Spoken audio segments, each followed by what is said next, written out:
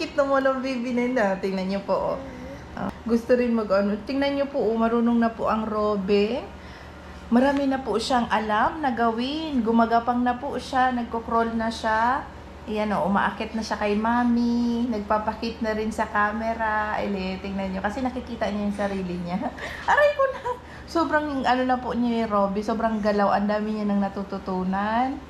Nitong dumating kami dito. O, diba? 1 week pa lang po kami dito sa Pilipinas kahapon. So, ayan, oh. Ayan siya, oh. Nakikipag-usap ako sa inyo. Gusto rin niyang Ayan, oh. Hey! So, nakasandasan. Hello! Cute-cute pa niya, baby na yun ng mommy. Ay, you're looking at yourself there? Huh? So, nakasando-sando lang po ang baby. Tapos, naka-diaper lang siya. Ganyan siya matulog dito, o, diba? Kahit may aircon. Kasi, sa Finland, mas malamig. Aray ko, nanak ko. Sakit. Kinukurot niya ako. Mas malamig pa po yung klima doon. Kahit walang aircon sa Finland. Dahil nga malamig. Lalo na ngayon sa Finland is autumn na. So, ito, ayun nga, Monday ngayon. May lalakarin ako mamaya. Kaya, dito lang muna ako sa apartment. Kasama si Robe, inaantay ko yung kapatid ko na mapag-iiwanan namin kay Robe. Tapos, aalis ako. Hi, baby. Si Daddy, si Mr. ko is nandun na sa bahay namin kasi meron po kaming pinapagawang bahay. So, nandoon na siya. Nauna na siya doon. Ang baby natin. Malaki na po. So, si Robe po kahapon is 8 months. 8 months na siya. 8 months na siya kahapon. Basta po kayong lahat mga kaibigan. Ganito yung vlog natin. Tingnan nyo naman. Nakahiga si Mami. Tapos, aray ko. Aray ko na, anak, Mami. Mami's chest. Dinadaganan niya ako. Masakit na, anak. So, ayun po. Kumusta kayong lahat? Shout out po sa inyong lahat sa mga nakakakita po sa amin. Na dito po sa amin sa San Jose. Shout out po sa inyong lahat. Kung hindi ko man po kayo napansin o hindi ko man po kayo nakita, shout out po sa inyo. Ayan. Minsan nagmamadali po kami kasi pag mainit, nagmamadali na po akong maglakad na makauwi dito. Kasi ang ating Robe po is hindi po sanay sa mainit. Aray ko na, anak, sakit na, anak. Ayan na po ang bibi natin. Ganyan siya. Ganyan siya. Kalikot-likot. So, itong apartment po na tinuluyan namin, nirent namin siya during our stay. At ito, advance pa nga ito. So, meron itong 2 kwarto. Malaki po siya. Which is, komportable naman kami. Ayan. Kasi itong ating baby. Nasa Pilipinas. First time niya sa Pilipinas. Kaya, ayan. Kailangan. So, kahapon, nagpunta kami ng SM. Ay, makikita nyo sa vlog natin. Punta kami ng SM kasi yung panganay kong anak, si Kuya Inso, half-brother ni Robe is, binili namin ng kanyang cellphone na bago kasi yung phone niya is luma na. Kaya nandun kami kahapon sa SM Naga. Kasama namin si Robe. Diba? First time ni Robe sumakay ng bus dito sa Pilipinas. So, ayun lang po. Mamaya ulit. Kaya itong ating maliit, Hey! Ating man yan! Hello! Hello! Ito na po yung, yung sister kong magbabantay kay Robe for this time. Kakambal ko si Sister Jenny. Ayan. So, si Hello, Robe, baby. ito na. Ayan siya. Hello, baby. What are you doing? What are you doing? What are you doing? What are you doing, baby? What are you doing? It's Tita. What are you doing? Wow, ang niyo. So, ayan po si Sister Jenny. Siya muna yung titingin kay Robe. Kasi kailangan kong pumunta ng office. Meron akong lalakarin. Tapos pupunta ako ng palengke na hindi kasama si Robe. Kasi mahirap pag kasama si Robe. Kailangan may sasakyan or mag-bus. Tapos mainit. Kaya dito na lang siya. Para komportable siya habang wala si Mami for a while. So, si Tita muna magbabantay kay Robe. Okay naman siya kay Tita. Si Tita. Nahatod mo na si Clinton? Hi, bye-bye! Bye-bye! Mami will come na! Totoo na yun yung mag-iling sa camera kayo. Bye-bye! Smile! No? Igwa kang dadala nun dyan cartoon sa phone mo? May kang offline na ano, YouTube. Ah, okay. O, sige na. Mama, nadalanan dyan. Sige na. Maturog man yan. Bye-bye. Bye-bye. Oh, sige na. Madama na ako. Bye-bye. Ito na. Maiwan mo na yung kapatid ko. Bye, ne. Tuyo na yung damit ng asawa ko. Ito, madalas yung pag-ulan dito. So, ito mga kaibigan. Iwanan ko muna yung kapatid ko para makapunta ako ng dun sa pupuntahan ko. So, maglakad lang ako pauwi ng bahay kasi kukunin ko yung motor. Yun yung gagawin kong service. Tapos, nandun na si asawa. So, kailangan kong pumunta muna doon. So, yung apartment namin is walking distance lang dun sa bahay na pinapagawa namin at sa bahay ng magulang ko. Mga 5 to 10 minutes walk lang. Kaya malapit lang siya mga kaibigan. Ito siya. So, ito yung lugar namin. San Jose. San Jose Pili. Ayan. Paglabas mo, ito na yung daanan. Nandito na tayo. Ang si asawa.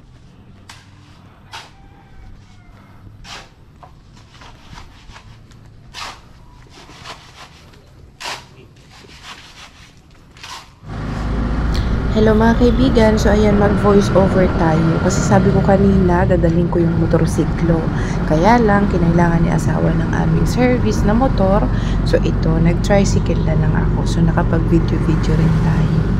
Ito yung bridge dito sa amin sa San Jose na napakalaki. So pupunta nga pala ako sa PWAD, yun po ay office kung saan magpapakonect ng water supply.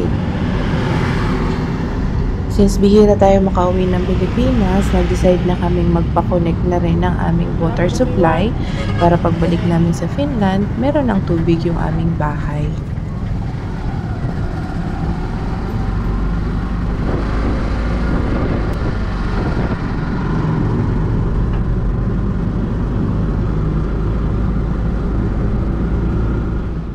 Hello! PWAD. Pili Water District. Mag-a-apply po ako ng tubig para dun sa bahay namin, kaya nandito ako. So nag-tricycle lang ako mga kaibigan. Tapos napakainit po. Pero okay lang. Ano pa rin tayo? Pilipina pa rin tayo. So ito siya. Mag-a-apply tayo ng tubig. Sure. Sige lang po. Ito yung place pag mag-apply tubig dito sa aming lugar. Customer service ma'am, bandang kanan po. Thank Kanan you. po, ma'am. Aray.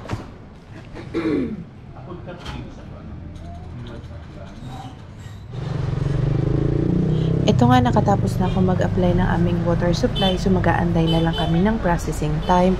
So ito nga, pumunta ko dito sa palengke. Ito nga ay Atlantic Bakery kasi na-miss ko na yung mga tinapay ng Bicol. So ayan, bibili nga ako ng tinapay. Tapos nag-video na rin ako. Magandang araw! Hello! Hi, little baby Rote! Good morning! It's Friday today. Pupunta na naman po kami doon sa taas, sa bahay ng parents ko at doon sa pinapagawa naming bahay. So ngayon po is past 1 na ng hapon and ngayon lang kami lalabas ni Robe kasi kami po ay masama ang pakiramdam kanina. Actually kahapon pa, nagkaroon ako mga kaibigan ng sipon. Siyempre, pag may sipon ka, masama yung pakiramdam mo. Tapos yung boses ko. And si Robin, nagkaroon din siya ng sipon. Pero ngayon is hapon na. Di na ganun kainit kumpara kaninang sobrang tanghali. Kaya sabi ko, maya-maya na kami aakyat. Kasi halos everyday kaming umaakyat doon sa taas. Sinasabi ko pong umaakyat kami sa taas kasi ito pong, nandito kami sa apartment. And then, meron kaming pinapagawang bahay doon sa may malapit sa bahay ng parents namin. Parents ko, kung saan ako lumaki. So, kung dito sa amin sa apartment is mga 5 to 10 minutes lang yung walking distance niya. So, malapit lang, kaya lakad-lakad lang kami. Ayan si Robbie, nakasakay lang siya dyan. So, paalis na kami, pero nag-init kasi ako ng tubig. Ayan, kasi lalagyan ko ng mainit na tubig yung bottle ni Robe. Kasi hinugasan ko siya kanina. So, kailangan ko siyang lagyan ng mainit na tubig para ma-sterilize siya dyan. Ayan. Ayan siya. So, okay na yan. So, para mamaya, magagamit ulit ni Robe, malinis. So, ito nga pala yung tubig. Ayan, iniinom ni Robe. Tapos yung gatas niya, dito, nilagay ko sa may gitna ng tubig kasi meron po mga langgam. May mga langgam na gumagapang. So, kung merong tubig, hindi sila makakapunta dun sa may loob ng gatas. So, ayan na, naghahanda na ako. Papaalis na kami ni Robe. Alis na tayo na.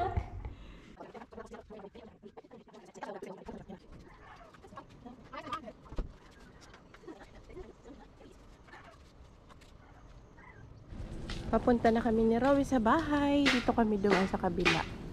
Kasi meron ditong dalawang kalsada na pwede namin daan.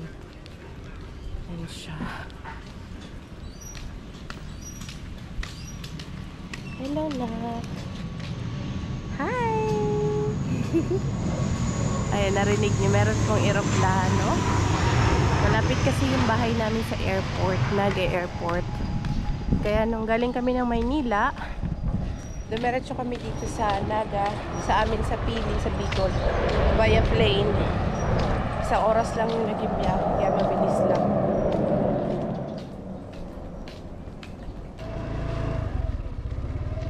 Uy! Be careful. Bye-bye, mapapili ulit kami.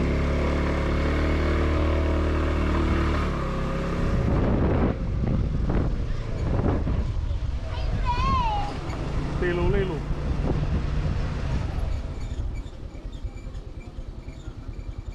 Pagdating ko nga agad sa bahay, nagaya si Mr. na pumunta ng palengke kasi meron kaming kailangan bilhin. So, iniwan ko muna si Robbie sa mga kapatid ko at saka sa mama ko. At saka nandun na rin yung aking hipag. So, ang dami kong pwedeng mapang-iwan kay Robbie. Kaya minsan, lumalabas kaming dalawang mag-asawa gamit tong motor na service namin. So, makikita ninyo, ito yung galing dun sa bahay ng mga magulang ko at doon sa bahay na pinapagawa namin. So, ito yung kalsada. Tapos, yung National Highway is siguro mga 1.5 kilometer lang siya. So, hindi ganun kalayuan.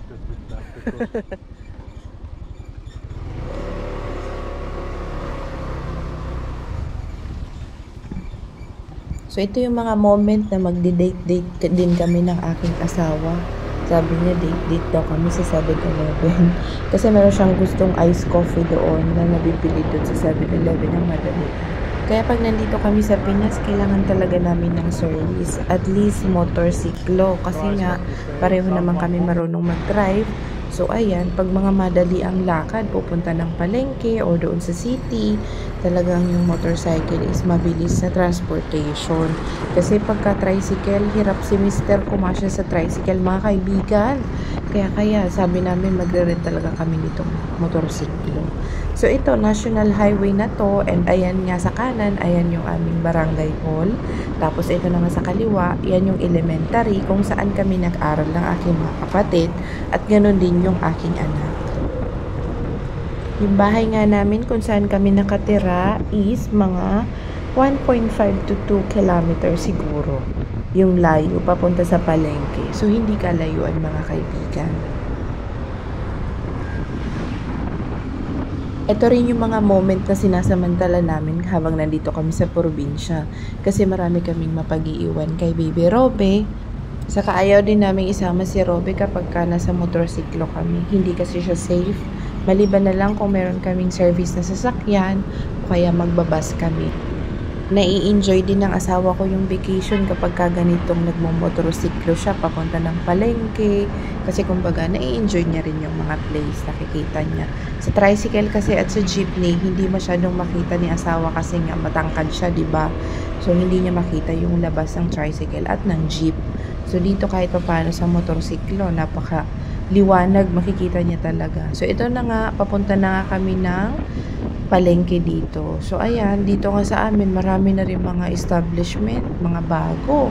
Ito sa tabi ng McDonald's, meron na ding Bigs, may Shakey's, mga bago lang yan. Kasi nung last time na nandito kami, wala pa yang mga yan, yung Shakey's at Bigs. So ayan no, madami na rin.